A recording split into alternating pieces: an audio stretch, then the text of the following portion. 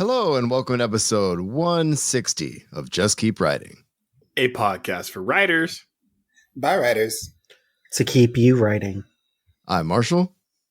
I'm Nick. I'm LP. I'm Sameem. I'm Gabe. And I'm Will. I really love how you just did that. Well done. It's good to see you. And we got a full house tonight, as you can hear. This is our last episode of 2024. We've got one episode planned, but basically LP is going to lead us through setting some intentions for the new year, which I'm really excited about. But to close out last year, I thought I would start us off and go around the horn and ask a question that may or may not blindside my crew here, and ask how your writing went in 2024 in 3 words. And then once you say your 3 words, break them down for us. You guys know the drill. Who do I want to start with? Anybody chomping at the bit? I can go. LP's first. Go. Yeah, I figure I should. Okay. 3 words for my writing this past year. Short. Back. And excited. All right, so short. I took classes at the Writer's Studio, which if you're dealing with writer's block, I really recommend they look at really small pieces. The instructor isolates certain craft elements, and then your job as a participant is to utilize those craft elements in a response piece to the work. And those short pieces really helped me get back on track with evading my writer's block. And I'm back. I'm actually writing, which is exciting. And I've created, a whole bunch of ridiculous goals because who would I be if I didn't? But it feels good to put, my fingers on a keyboard and show things to people. And I'm like, oh, you can still do that.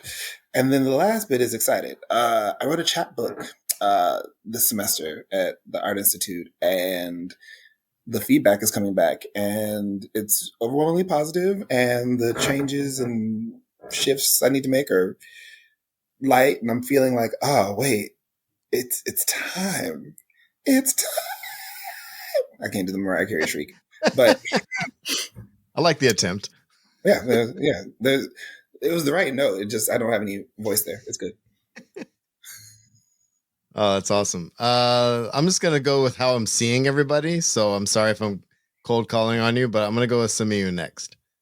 I'm going to go with surprising, exploratory, and expansive. Am I supposed to talk about each of those now? Mm-hmm. Absolutely.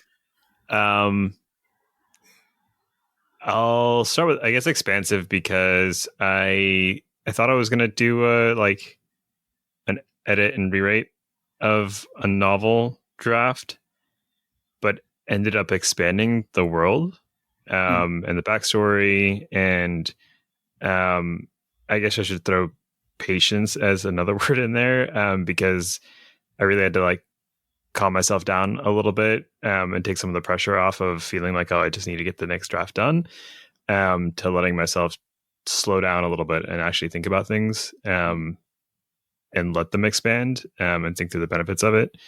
And then exploratory, I think, because related to that, some of it was just letting myself explore the world a little bit more. There's a lot of I guess, stubs of ideas that I had in the first draft that I decided I should flesh out more, even though it might mean enough content for a whole second or third book, but worrying less about that structure and final product and more just about the world that I'm creating for myself to explore. And then surprising,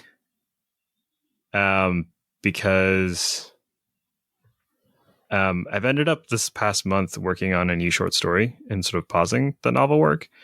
One of the issues I was having in the novel is just it's writing such a abstract and futuristic world that feels so irrelevant to what's going on today in the world.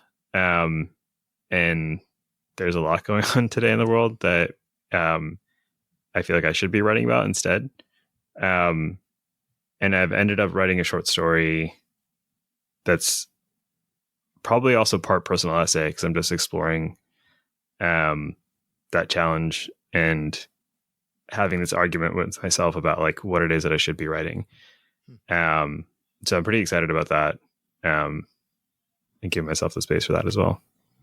And the world building you're doing, is this from the commuter novel? No. Okay. Wait. Commuter novel? The novel that you wrote on your way to and from work? Oh yeah. It is. Nice. Sorry, I've given it a name. No, I actually really like the name. Nick, you're next. You look excited. I don't want to be. I changed my mind. That's too bad. Can you re-ask the question one more time? Basically what I would like to know is describe your writing in 2024 in 3 words. You know the drill. And then tell us why those 3 words.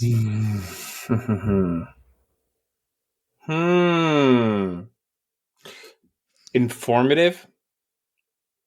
Hold on. There's a specific word I'm looking for. I might have to Google this one. Yeah, Will, I get it. You're an old man. You're trying to swallow your oatmeal.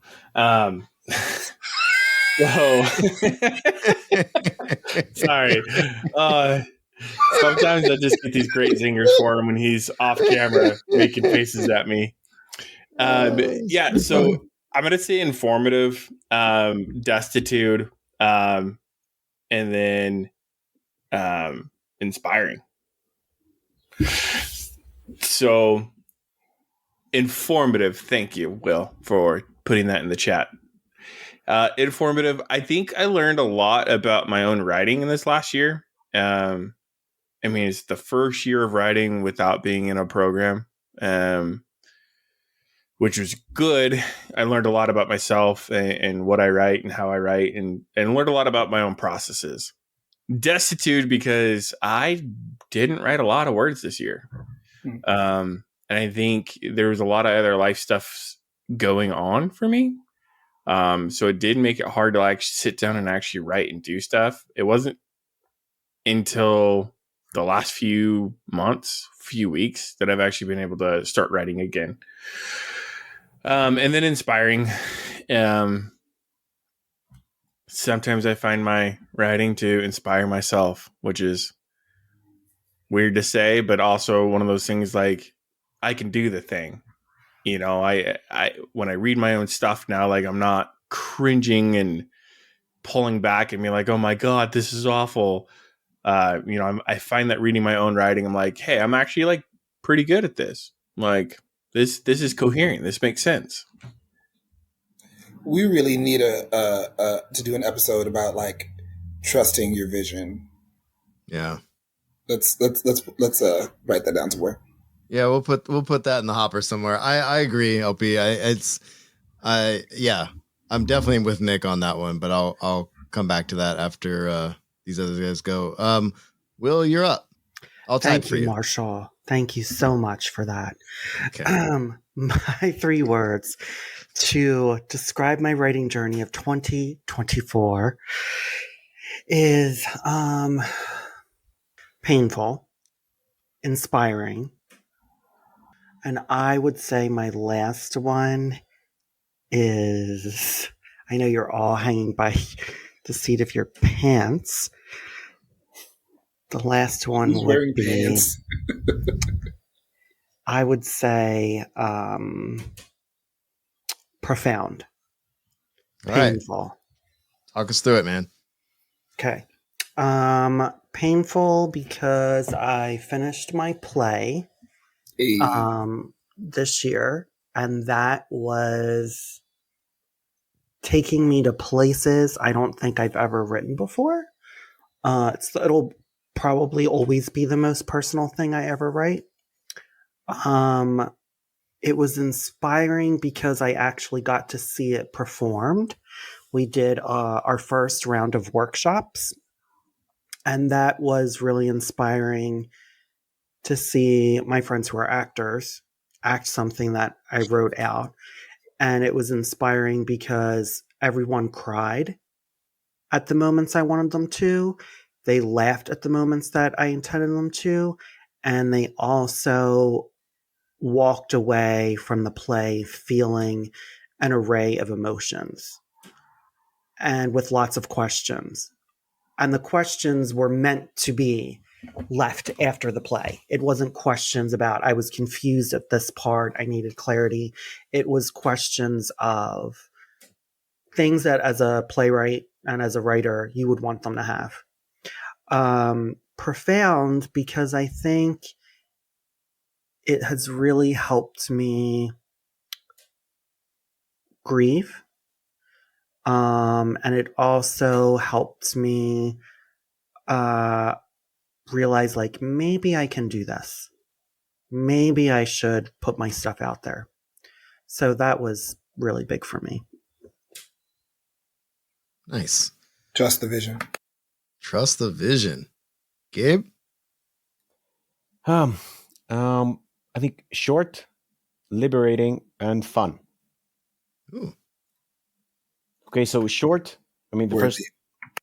first thing is that I wrote relatively, like, compared to previous years, I wrote a lot, quote unquote, but it was like in short bursts. Like, I was not consistent at all, but yeah, I'm not complaining about that. But also, I wrote a lot of short stories. I worked on a lot of short stories. Like, this year was a lot of ideas. Coincidentally, I had like a lot of ideas while dreaming. And I shared them with a friend, and now, like, the deal is that we're writing each other's dreams. So that's I like that. That's a lot of fun. So, and liberating in the sense that this year I realized that I write better while turning off my business brain, like without thinking of, will this sell, for which magazine, for thinking of the audience. Like, I realized that I had been thinking a lot about that for the past few years.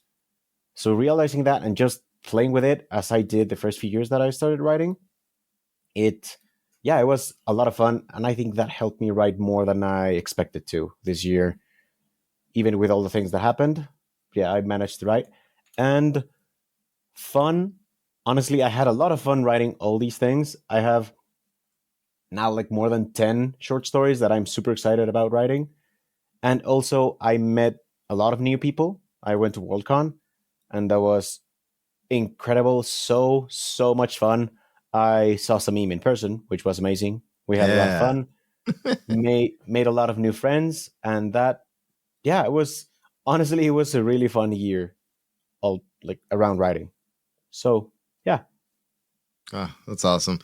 I don't know, guys. I love hearing how you guys are breaking this stuff down. There's some commonalities, I think, with kind of where I was at this year too. But my 3 words are break, sorting, and confident with a question mark.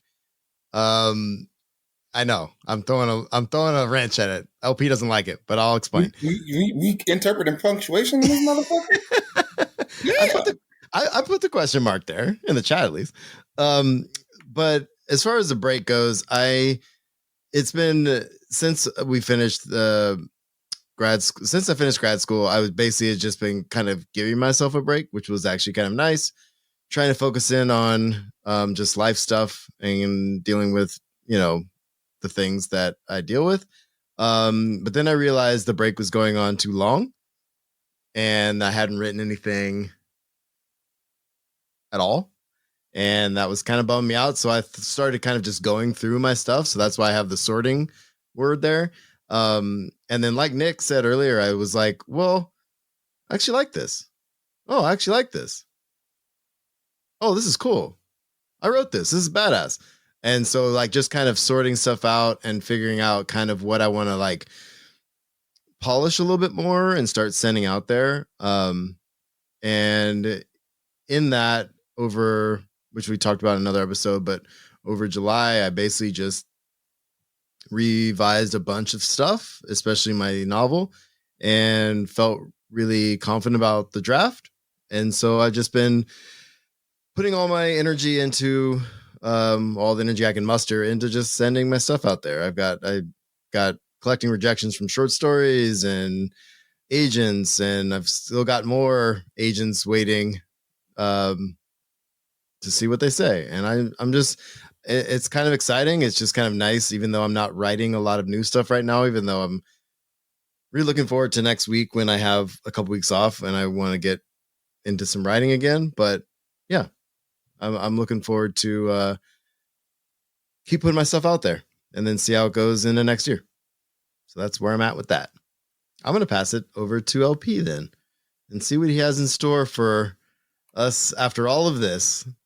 I was really excited. What are our intentions, LP? Can I talk? Is that okay? All right, cool. Okay, all right. I was really excited about talking about intentions because we're coming up on the new year, and New Year's bring New Year's resolutions, and people make these goals, and goals are great and everything. But I think it can be a little more important at this point in time, because Lord knows that the resolutions I make, I never actually follow through on. But there are small changes we can make, and those intentions are, I think, more important than output goals, which I find that most New Year's resolutions are output goals. So before we go into said intentions, and y'all kind of spoke on some of these a little bit in talking about your 3 words. So thank you for scooping me, Marshall. I don't feel bad. Oh, I didn't think you would. You don't have feelings. It's fine. You're a vampire. We love this for you. I'll take vampire. Yeah, did he mute himself? Yeah, he muted himself. OP, you muted yourself after you called me a vampire. Oh, fuck. So the first question is, what did you learn about yourself in your writing this year? And some of you may have said some of this in your 3 words, but I think there's more. So you're going to dig more.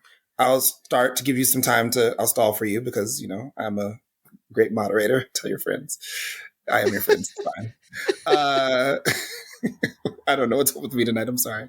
I'm not sorry. So this year I moved, actually, let's go back a little farther. When I was 24, I moved to Los Angeles to make music, and I spent 18 years in Los Angeles making that kind of happen. It didn't happen, but I tried really hard. Really going back. Oh yeah. Fuck yeah. Way back. 19 years. Yeah. But last year, I had a conversation with Will, and I was telling him about how I spent so much time looking at creative writing programs on the undergraduate level and how so many of them fucking sucked. And he was like, if you're really thinking about this that much, you should apply. And so that's what got me on the journey to applying to schools. Thanks, Will, I guess. Also, fuck you. So I moved back to Chicago. I've just finished my first semester at the School of the Art Institute. And what I learned is that I used to think I just had too many ideas, which felt like a barrier to execution. And dealing with visual art for the first time since high school, I'm realizing that that's conceptuality of oh, I'm really good with concepts. And so this year, what I learned to do was to trust my vision. I finished a chapbook, or a 0 draft of a chapbook, and getting feedback on it, which is great. And I have really crazy goals for next year. So we'll talk about those on another episode. But that's what I learned, that I'm really good with conceptualizing stuff, as well as getting a big picture going before anything else starts. Oh, also that I do really well when I change everything radically at the same time, move to another city and don't have a place to live and find a job while being essentially couch surfing. So yeah. Marshall, I think you should go first. I'm moderating. Okay. Moving to a new city at this point sounds terrifying, and I'm glad that you decided to do it and that you realize you got it, and I'm stoked for you. So what did I learn about my writing this year? What kind of answer do I want to give? Unfortunately, I didn't create a lot of new stuff this year. But I guess what I realized is that I guess you know what I realized? I'm not as afraid of revision as I thought I was, or resistant to revision as I thought I was. I'm actually, I don't know. I actually thought about talking to Will about this because he's always like, "This is your date." He always gives you a date for something to do a thing by. But I thought about trying to figure out, when do I say, okay, I'm done querying this novel and it's time to revise it and start something new. So that's kind of where I'm at right now. I'm actually kind of eager to revise something, whether it be a short story or my novel that I'm actually querying right now. So I'm not as afraid of revision, and it doesn't seem as daunting because I'm actually kind of a little bit more eager. Like I said earlier, I've been sorting through my stuff, and I'm actually really like some of the stuff that I have. So yeah, it's a matter of making the time and the space and deciding which thing I'm going to do. But I'm actually looking forward to it. So that's what I've realized. Yeah, that's what I've realized this year. I'm going to stay with that. Are you guys talking shit? Not about you. Talking shit about Will. Nick, okay, you're up. Good.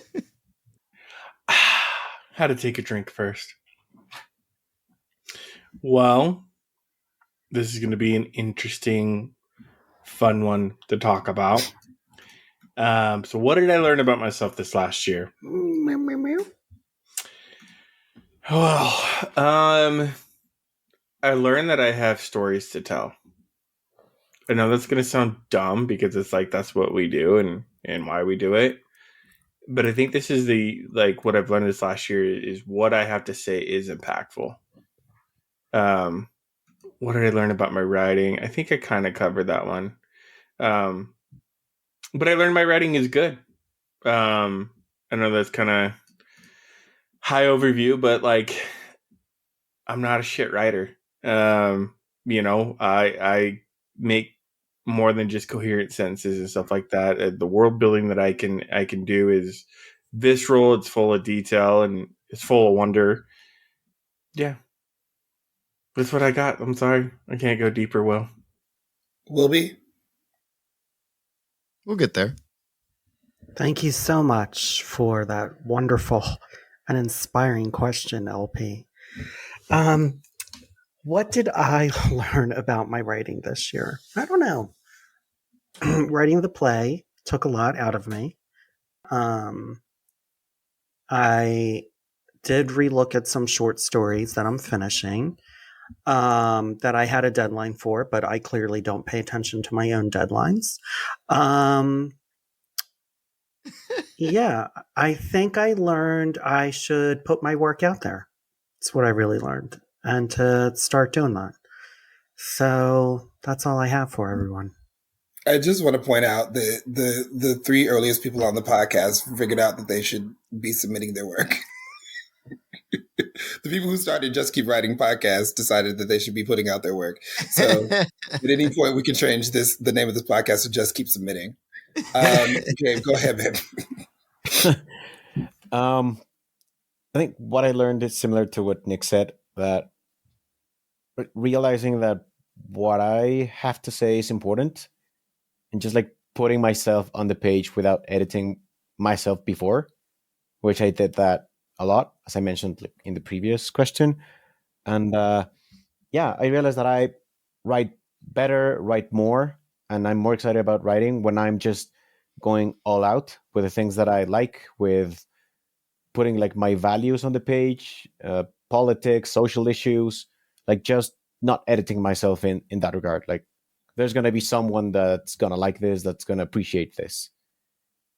And realizing that maybe having more haters is better because you're resonating more with fewer people. If that makes sense. Like I would like to have a deeper impact on fewer people than just like a surface impact on a lot of people.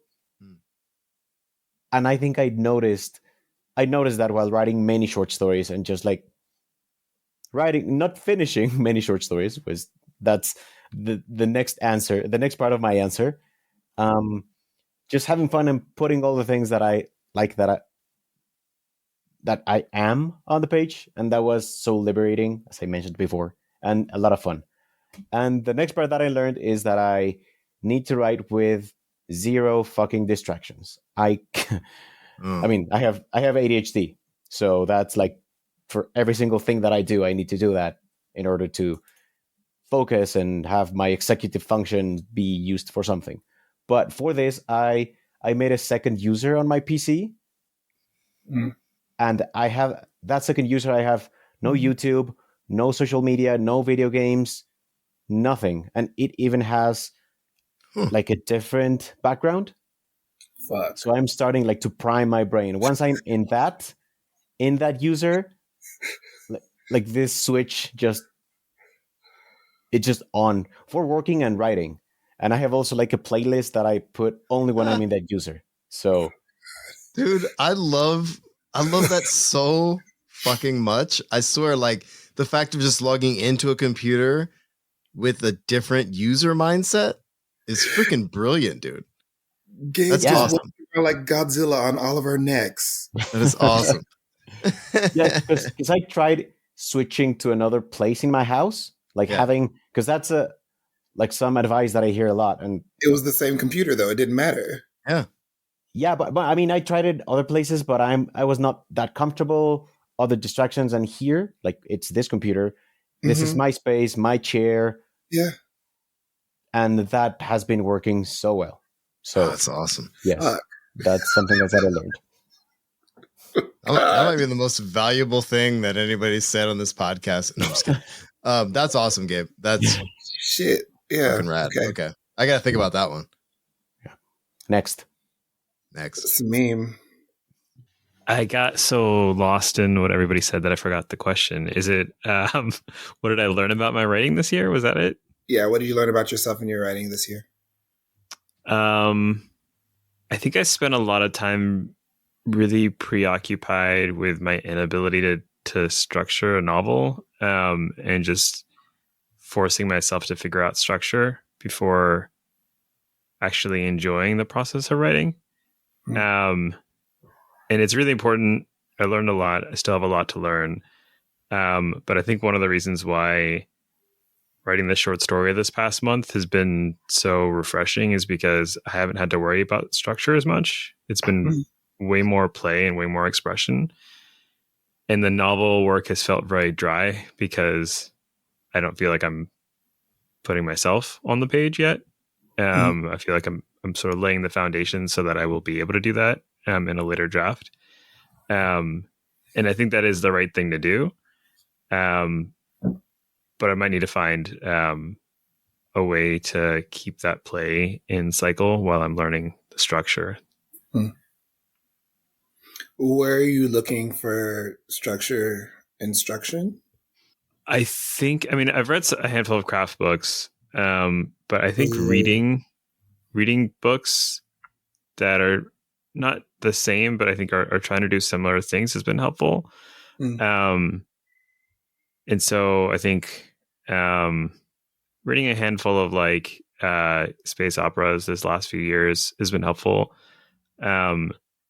I'm reading so that was helpful, but I feel like there was a similar structure of sort of like drifting back and forth between different perspectives, and that doesn't always work for me, but I was trying it out. But I'm in the middle of reading The Vanished Birds by Simon Jimenez, and that has a really unexpected structure, but feels way more how I write when I'm writing short stories. A lot of just like flowing in and out rather than harsh breaks from chapter to chapter or scene to scene. And that's been really freeing because I felt like, the way I structure things and flow things in a short story, I felt like it's not going to work for a novel, especially a space opera. But reading this work has been really refreshing and saying like, oh, you can do it. And it's done extremely well so far. So yeah, just trying to read more read more widely, I think, in general, and then in this genre specifically. Let's put a pin in another episode about experimentation. Mm-hmm. So we've kind of been trucking along, right? Like some of us have been like working through writer's block. Some of us have been, rediagramming a spreadsheet of the Green Bone saga. Some of us are in the year after our MFA. Some of us are writing plays in the middle of doing all the hair, and some of us wrote Airbody. So I'm curious, like, with the things that we've found ourselves working on lately, because it seems like everyone's been working lately, what themes seem to be coming back to you? I'll go first because, y'all can't see the question until I put it up. So the themes that I'm working on in the chapbook were legacy, mourning, and respectability, and Black Lives Matter. This is what I'm going to be working on for the next couple of weeks until I switch to the next thing, which I'll tell you all about it some other time. The next thing is about like homelessness and surviving abuse and the schism that trauma makes in a mind, a body, and sometimes the world. Yeah, I don't know if I'm going next or not, but I am currently speaking. Go ahead, Will. Will, you're up. Okay. I don't really know what themes I'm having come up. Gabe can answer that because he's read all my stuff this year. Gabe, do you see any themes in my work? I mean, if you let me think for a minute, I might. Yeah.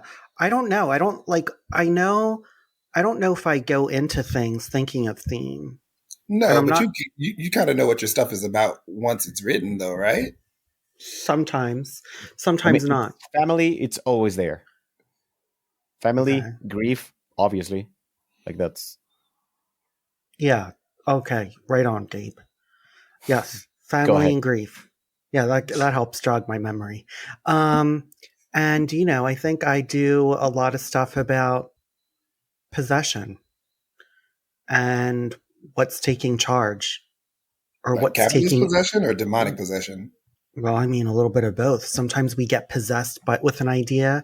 Sometimes we're possessed by a spirit. Sometimes we're possessed by an energy of an idea or what we think our motivation is. So I think that's been the theme. I think death and grief are always going to be a part of my writing because, it's been a part of my world.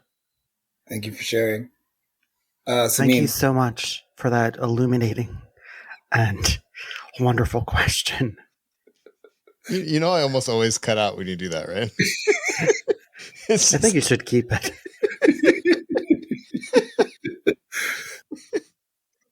Sameem, please rescue us. Sure. Thanks, Will, for that wonderful answer. That's why I'm here. I can't stop laughing. You guys are killing me. I love it. Sorry, man. I think one of like the main recurring themes for my work has always been letting people, particularly of like Muslim or Muslim adjacent backgrounds, be themselves on the page without the white Orientalist gaze, and letting them be messy and problematic or wonderful and kind and beautiful and like the whole sort of like mix. And so I think that's consistent. It's still there. I think something that's been surfacing a little bit more recently, I think particularly with that short story I mentioned, is I think just the politics of violence. And struggling to write a better future without writing about how we're solving today it's like a challenging and unresolvable thing in my mind that I don't really usually write about, but it's been really top of mind these last few months in particular. So that's a little bit new for me. I also find utopia really hard. Like imagining better futures really challenging. Yeah. Sorry. I think one of the things, and something I'm writing about right now, but one of the things that's really challenging is, I think I can write about it. I think one of the challenges is an expectation for there to be something lurking in the dark of the utopia, in order to sell a story. And so if I could just write vibes and not have to worry about introducing an interesting storyline, I could probably write it.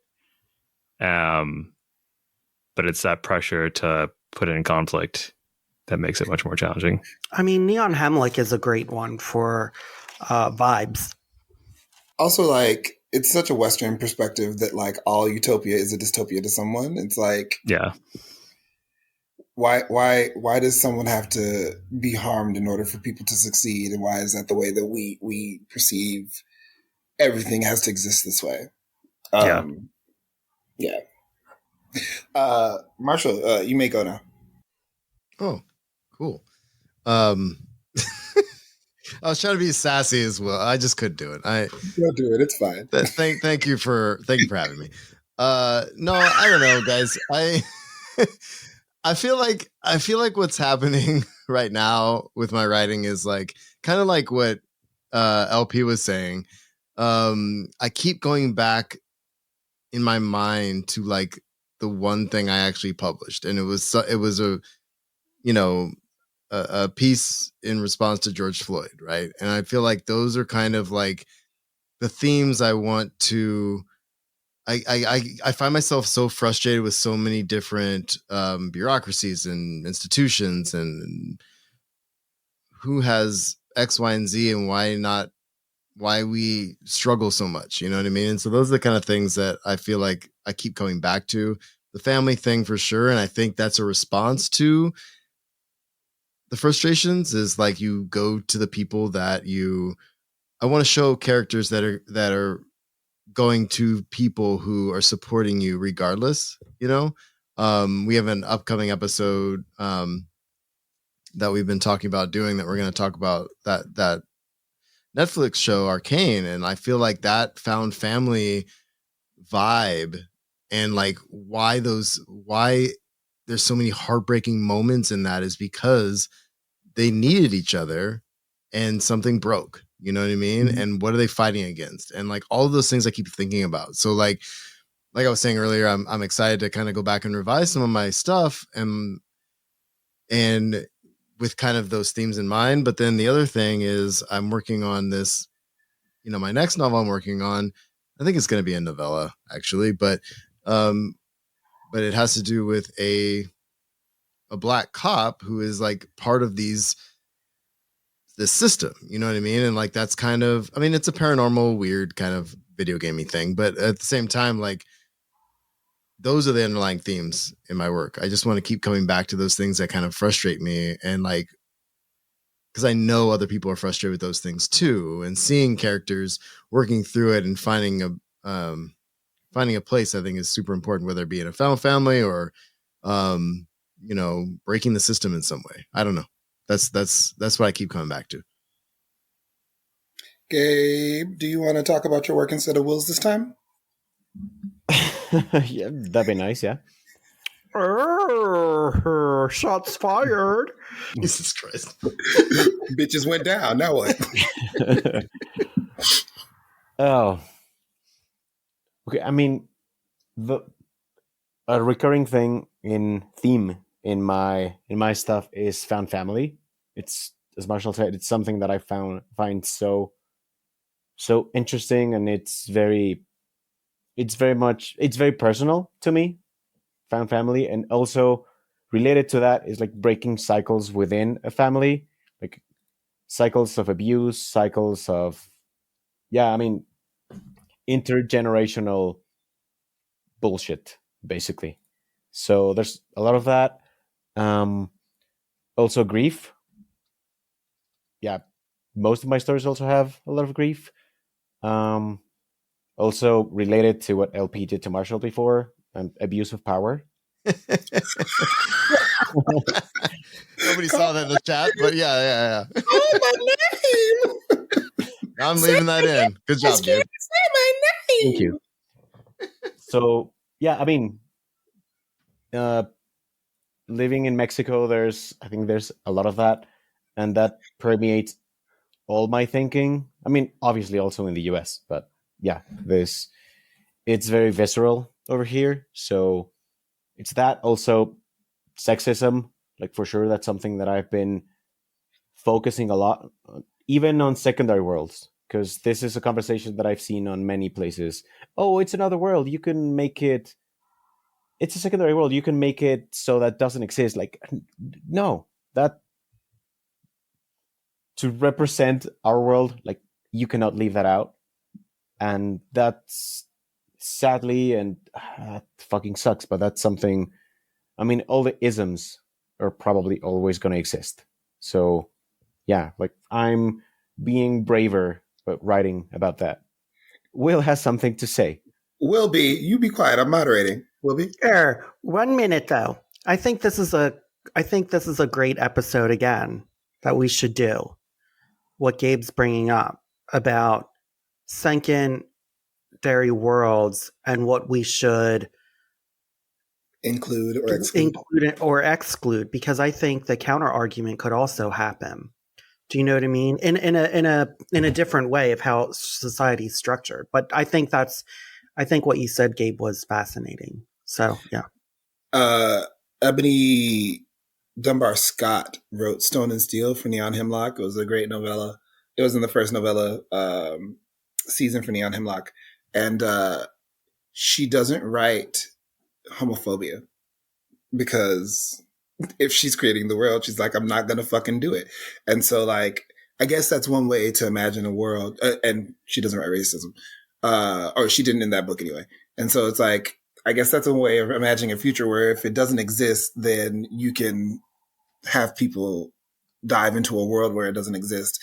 But like, I think the hard part is when people exclude, in order to get around racism, they don't include people of color.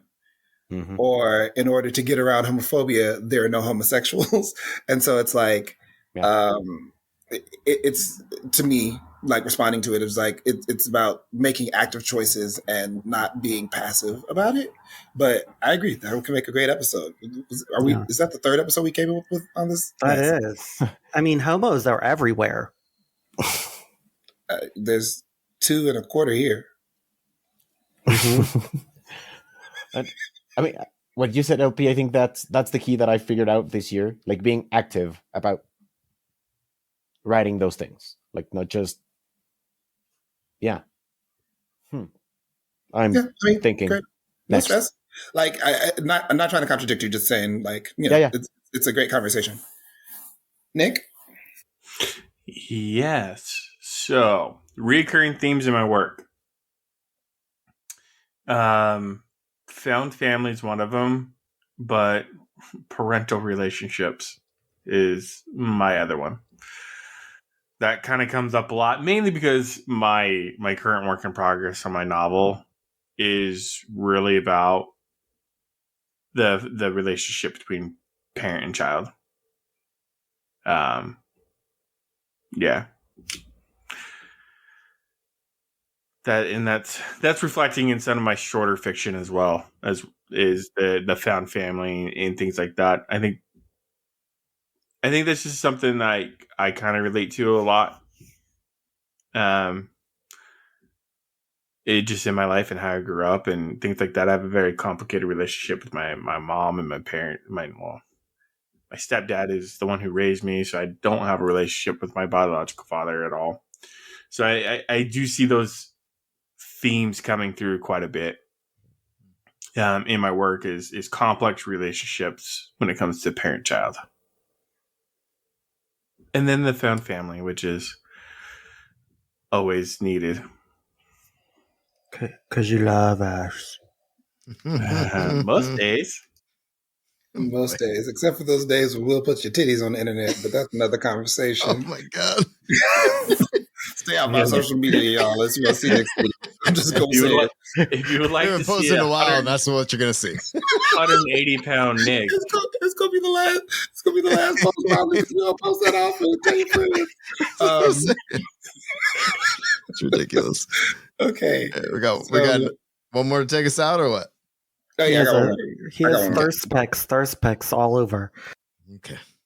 Yeah, great. So the last question, which was actually the first question that I kind of had picked out.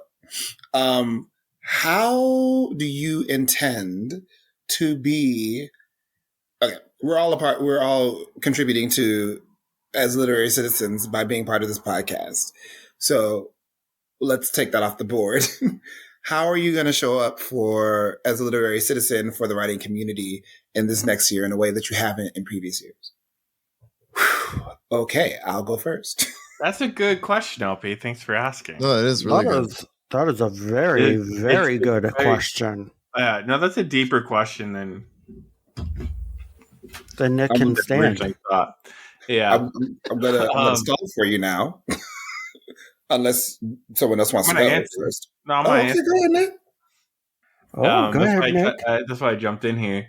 So I think for me, I give this a lot of thought because I always feel like there's more I can be doing. A little bit of imposter syndrome, right? I don't have anything officially published right now and stuff like that. So I get imposter syndrome here and there, and I forget that I have actually done things. I actually have knowledge and things like that. So one thing that I just started is trying to be a panelist more often locally, because I realize I'm willing to talk about things that other people aren't willing to talk about on panels. I'm willing to call things out the way they are rather than beat around the bush. So I think that's something that's important to help lift other voices and things like that, and kind of just talk about the nuances that we see in the industry and just call bullshit out for bullshit. And then I want to actually mentor this year to help someone else along in a way that I've been helped along in the past by other people. You should offer your name to Clarion West because they have mentors for each of the students who are at Clarion West during the summer. And I was a mentor this summer it was actually really rewarding. I didn't see it coming, like the prospect coming, but it ended up being really good.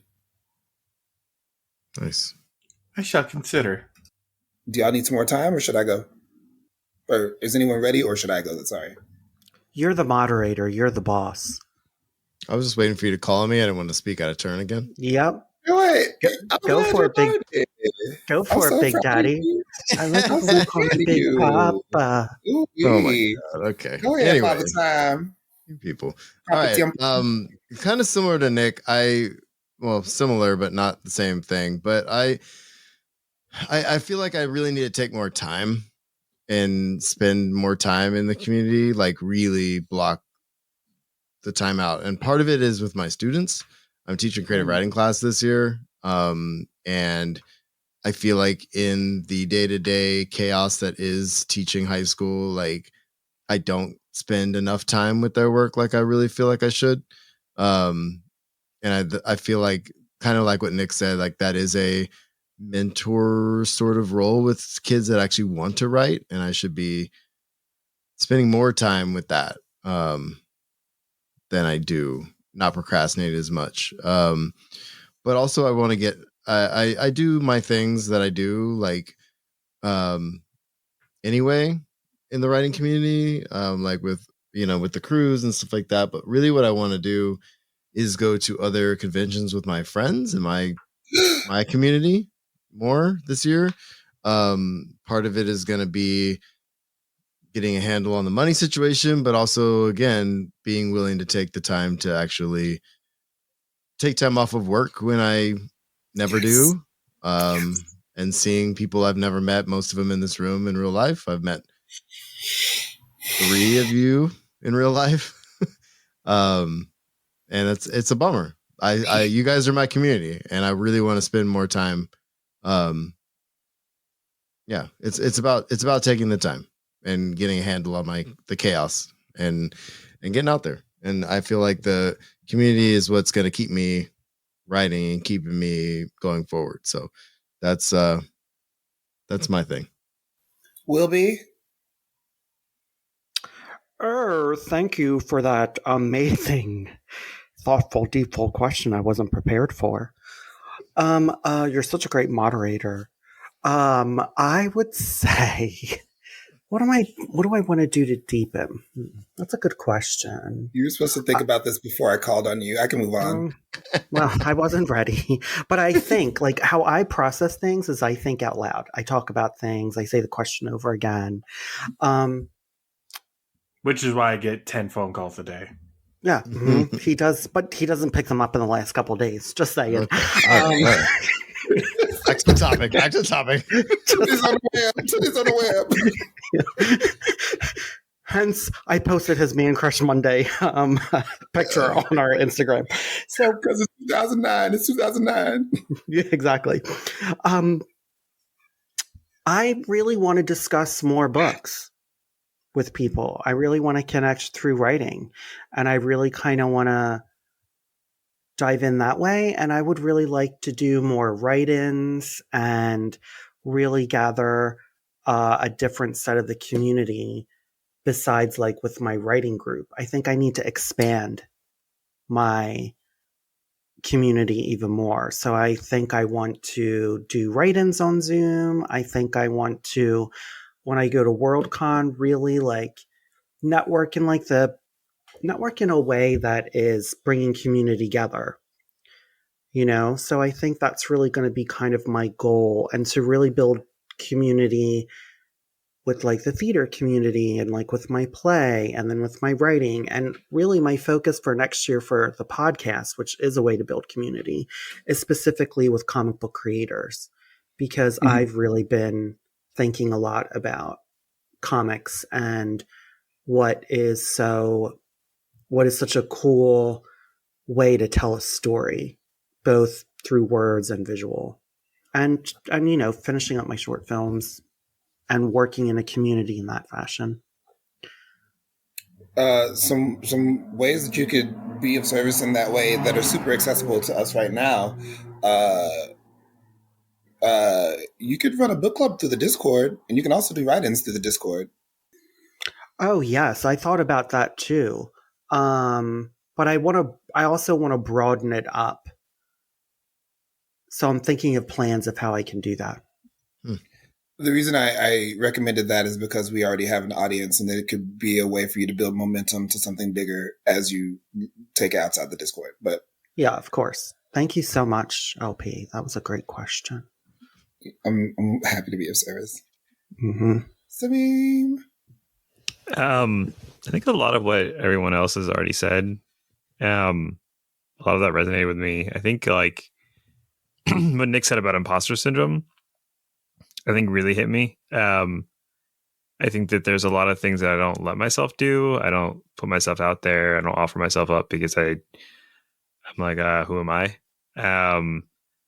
And I think that like, I don't know, finding ways, there are ways to sort of like put myself out there as, I don't know if a mentor, but just like as a person who's had some experiences in the field and is not like at expert mode, but like, has a couple of years navigating some stuff and can be of service to people who are just trying to get their feet wet. So yeah, I think just getting over some of that imposter syndrome, and also just like letting other people decide if like where I'm at is what they're interested in or not, and not sort of like prejudging that. And so I let that, I think, keep me from being involved in community and like being on panels and mentoring and getting involved with like potentially like teaching a workshop and stuff like that. Like, I don't know if I'm qualified to do any of those things, but I also maybe not the person who should be deciding that. And so I think that's one. I think also just trying to be more involved in like the local writing community, and not just like in the speculative area, but just writers in general. And I think the last couple of months I've done a better job of like getting myself out of the house at least once or twice a month to a literary event where people are actually like meeting each other and talking, and not just listening to a book talk or something. And so it's a slow process, but I think just being out there, I think it's helpful. there are not that many people writing speculative fiction in some of these like more literary circles, especially in a city like DC. And there's not that many like South Asian Muslim descent people doing it either. So I think just having my face out there can be helpful. If there are other people with similar or adjacent backgrounds who are like, I don't know if I belong there, I think being there might help them feel like, oh, maybe I do. Guy. The first one, Will already said, like doing more write-ins. I think we did it like 3 times, Will, through the Discord, and maybe I think that's something that could bring a lot of value to some people, and including us. So yeah, that also maybe like reading more of people's stuff, like being a beta reader for more people outside of my writing groups, which I think that would. I mean, I think I've been in writing groups for years now, so I think I have some value there, and also like to broaden my own experience and be a better writer, and then with that be able to give better feedback. So yeah, and also some Just Keep Writing in Spanish, right? Well, Yeah, I'm all about it. That's my goal for the fall. I know some people. yes, Yeah, me and Esteban has already talked about it. Oh, Awesome. yes. For my part, there's a secret, not so secret project that I'm working on next year, and I'm gonna do a very strange challenge in tandem with it that I'm going to essentially live tweet, and so I think that'll be helpful for someone who isn't me. Let me ask you this: Are you using the Twitters or are you using Blue Sky? Are you still on that evil Twitter? I am technically still on the evil Twitter. I am also like using live tweet as a phrase that people know about communicating about a thing while a thing is happening. I love it. And this has been Just Keep Writing, a podcast for writers, by writers, to keep you writing. You can find us at justkeepwriting.org. Follow us on Facebook, Twitter, Instagram, and YouTube. Feel free to reach out to any of us on our social medias, and please jump in our Just Keep Writing Discord channel. Links to all of that is in the show notes. Lastly, please support our show by going to patreon.com/justkeepwriting. We offer daily writing prompts, early access to podcast episodes, and much more. Thanks for listening, and just keep writing. What do you think the Blue Sky should be called instead of tweeting? Do you think it should be like, Skywriting? fly People writing? say I like people have been skywriting. saying skeet, but Blue Sky has asked people not to say skeet.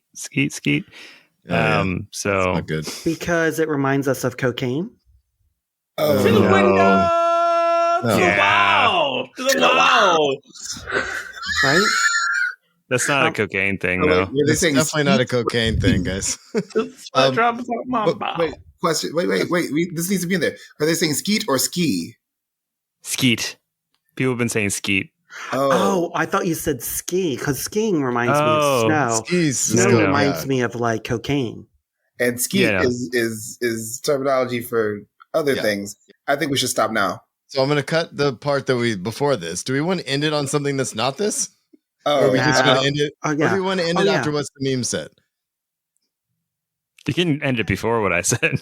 No, end it. Before. Like, maybe ski. no, ski, LP, ski. sorry, Oh. LP was the last one to speak on this topic, so we can end it where he ended. I have one where we can end it. I'm going to say it right now. Okay. Say it. Get ready. So, dear listeners, jump into our Discord and let us know what are your intentions for your writing journey in 2025. And this is where Marshall goes, and this has been Just Keep Writing. Well, also stay tuned for our episode about the fact that we're still writing and what we're going to be working on in 2025. Word. Yeah. And also stay tuned for our episodes of Arcane. And isms in secondary worlds and trusting your vision. Was that the third one? Was Trusting Your Vision? I wasn't That was done, the third Marshall. one. Okay. I was going to hit stop anyway. Trusting Your Vision. 'Cause you That's a way guys to are cut me making a off. mess of this. Good thing I got next week off. Jesus Christ. It's going to take me Keep 4 writing hours in- to edit this shit. And just keep writing in Muslim. And just keep writing in Mexico. Okay. Do we Can I miss stop anything? this now? Did you really have something else, or can I stop this? I was going to say something else, but it doesn't matter. Oh, go ahead. You just cut me off. I might. It depends on what you say. God, just silencing me. It's okay. No, I'm done. I'm done. Please say what you're going to say. Listen, I think I've done enough. I posted thirst pictures of Nick for his fans, and I've said enough tonight. Titties on the web, honey. Titties on the web. Titties All right, I'm stopping this. Titties on the web. I got his titties on the web.